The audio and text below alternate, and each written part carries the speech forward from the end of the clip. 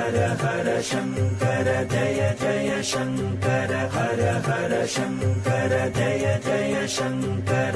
மகா பெரியவர் திருத்தல யாத்திரை மேற்கொண்டிருந்த காலகட்டம் அது. யாத்திரைக்கு இடையே வழுவத்தூர் என்ற கிராமத்தில் தமது பக்தரான ராமசுவாமி என்பவர் வீட்டில் தங்கியிருந்தார் மகான்.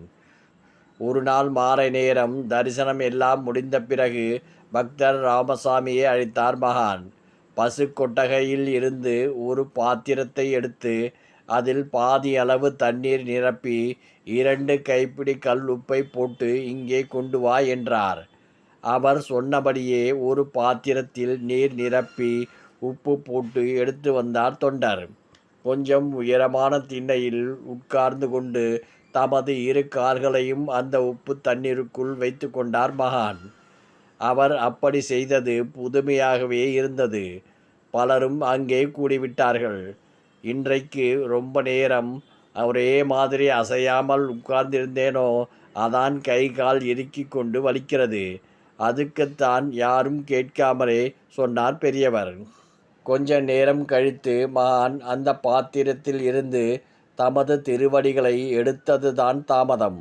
அதற்காகவே காத்திருந்தது போல எல்லோரும் நெருங்கி அந்த நீரை தீர்த்தமாக பாவித்து தலையில் தெளித்து கொண்டார்கள்.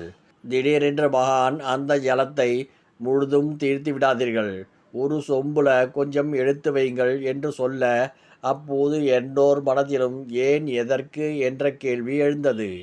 இருந்தாலும் மகான் சொன்னபடி ஒரு சொம்பில் அந்த உப்பு நீரை எடுத்து வைத்தார்கள். அன்று இரவு நெருங்கும் நேரம் வயதான பாட்டி ஒருவர் வந்து மகா பெரியவர் முன் நின்றார். எதுவும் பேசாமல் மகானையே பார்த்து கொண்டிருந்தார். அவரது கண்களில் இருந்து அருவியாக நீர் பெருகி வழிந்தது. கொஞ்சம் நேரம் அமைதியாக இருந்த மகான், என்ன, காசி ராமேஸ்வரம் போக வேண்டும் என்ற ஆசை, ஆனால் கையில் காசு இல்லையே என்ற ஏக்கத்தோடு என்னிடம் வந்திருக்கிறாயோ மென்மையாக கேட்டார். ஆமாம் பெரியவா.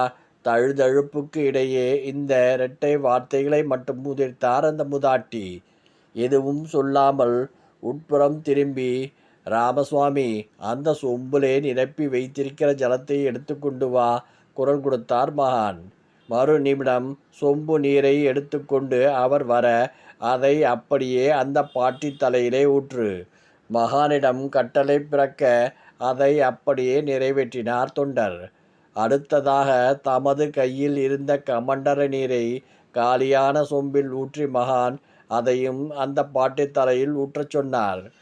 முதல்ல ராமேஸ்வரம், அடுத்தது காசி. 2 புண்ணிய தீர்த்தத்திலும் நீராடின பலன் உனக்கு கிடைச்சாச்சு. கவலைப்படாமல் போ, எல்லாம் நல்லபடியாக நடக்கும். கை உயர்த்தி ஆசீர்வதித்தார் மகான். மனம் முழுக்க பூரண திருப்தியுடன் புறப்பட்டார் அந்த முதாட்டி. இதுவரை நடந்தது எல்லாம் சாதாரணமாகவே தோன்றியது. 2 நாட்களுக்கு பிறகு ஒரு தகவல் வரும் வரை அந்த செய்தி மகானின் திருவிளையாடலை உணர்த்தியது அனைவருக்கும். மகான் தரிசித்து விட்டு போன அந்த மூதாட்டி அதற்கு மறுநாளே முக்தி அடைந்திருந்தார். விஷயத்தை மெதுவாக மகா பெரியவரிடம் தெரிவித்தார் அணுக்கு தொண்டர் ராமசுவாமி. கொஞ்சமும் பதட்டமில்லாமல் அதை கேட்டுக்கொண்ட மகான், அதனால தான் நேத்திக்கே உன்னை அவளுக்கு புண்ணிய தீர்த்த ஸ்நானம் பண்ணி வைக்க சொன்னேன். கஷ்டமே இல்லாமல் முக்தி கிடைச்சிருக்கும்.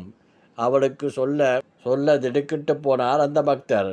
தன்னை தரிசிக்க வரப்போகிற பாட்டிக்கு காசி ராமேஸ்வர புண்ணிய தீர்த்தத்தில் நீராடும் ஆசை இருப்பதை முன்கூட்டியே தெரிந்து கொண்டு உப்பு நீரை எடுத்து வைக்க சொன்னதும், அதையும் தமது கமண்டல தீர்த்தத்தையும் அந்த மூதாட்டி மேல் அபிஷேகம் பண்ண சொன்னது ஆச்சரியம் என்றால், அவளது முக்தியை முன்கூட்டியே தெரிந்து கொண்டு தாமதிக்காமல் அவள் ஆசையை பூர்த்தி செய்து புண்ணியம் தேடித் தந்தது எத்தனை பெரிய திருவிளையாடல். ஹரஹர சங்கர ஜெய் ஜெய் சங்கர, காஞ்சி சங்கர காமகோடி சங்கர. ஹர ஹர சங்கர ஜய ஜய சங்கர, ஹர ஹர சங்கர ஜய ஜய சங்கர.